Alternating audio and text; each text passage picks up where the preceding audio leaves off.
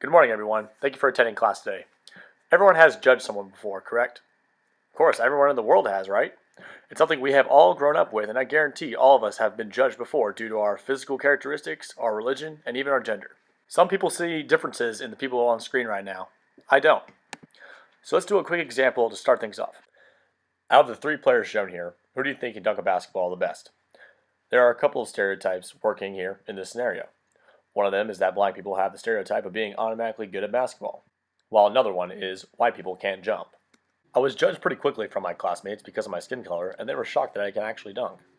According to the Huffington Post entertainment section, black athletes are usually given credit for their natural athleticism, while whites are credited for their hard work, discipline, and knowledge of the game, as if black athletes are naturally given the gift of great athleticism, and white people become great athletes through hard work, discipline, and intelligence. The source continues to explain how this is an absurd way of thinking. We shouldn't judge anyone before they have the chance to prove themselves. So where do these stereotypes come from? Some of them come from the media, with the stories they tell, or even movies that we watch. An older movie titled White Men Can't Jump is all about when two guys hustle people playing the game of basketball because no one realizes that the white guy is actually good. The prejudgments that they make cause them to lose money. The social media definitely plays a part into these stereotypes, although we are the ones who believe them. Now, there is a saying that stereotypes are there for a reason, because they are most likely true. At one point in time, they could have been true.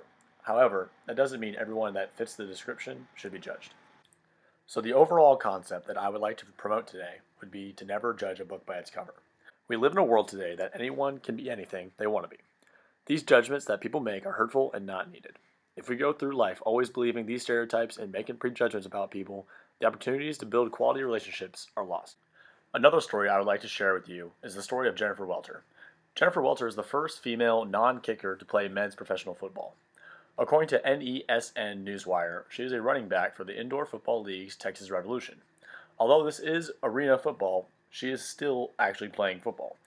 She is 5'2" and only weighs 130 pounds. She is going up against players that weigh more than twice her weight.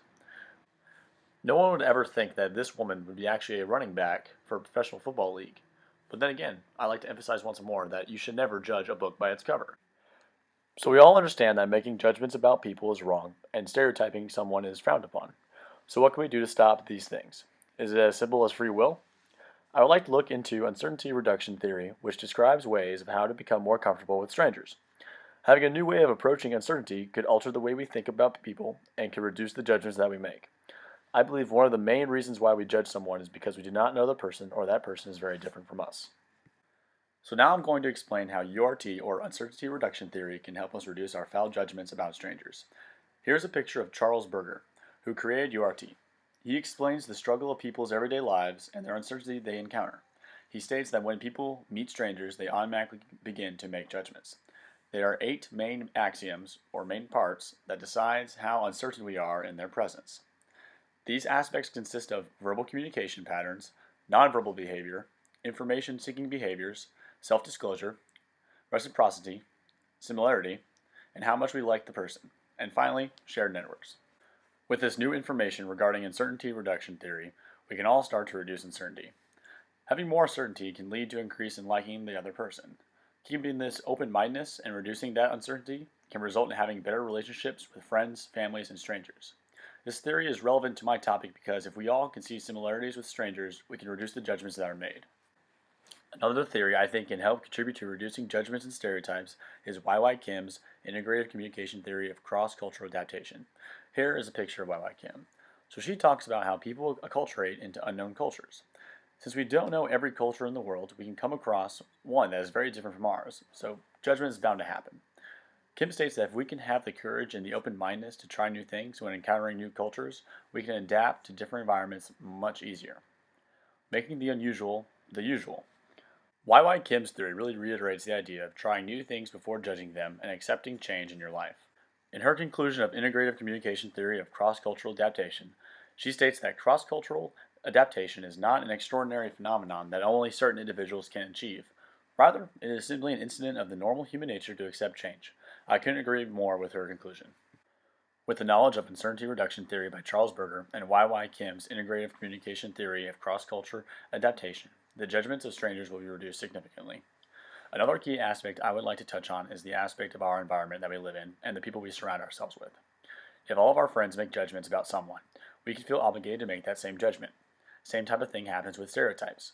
If your in-group creates stereotypes that you don't necessarily agree with, do you speak up against the group or do you go along with the stereotype? Most of the time we will go along with whatever the in-group has to say to avoid becoming an outcast. In other words, we are receiving pressure from our in-group to believe these stereotypes and make these judgments. Our environment and our in-group that we surround ourselves in can create judgments and stereotypes that are considered norms. To have the mindset that we will never judge a book by its cover, we must be able to speak out against these normal judgments of our own in-group. I understand that this is a hard thing to do because, once again, nobody wants to be singled outside of their own group. I suggest that we at least try to disagree with some of the judgments and stereotypes that this overall group makes. This way, if someone else is unsure about making this judgment and they see that someone is trying to make a difference, they can gain the courage to go against the in-group's norms as well. If I can leave you here today with anything, I would like it to be this: abide by the golden rule. Do unto others as you would have them do unto you.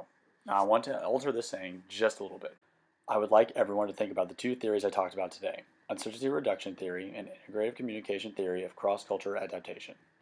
Use these two theories' information as well as the concept of the golden rule. Hopefully, this can create some change in someone's life where they reduce their judgments and do not believe the stereotypes that they hear.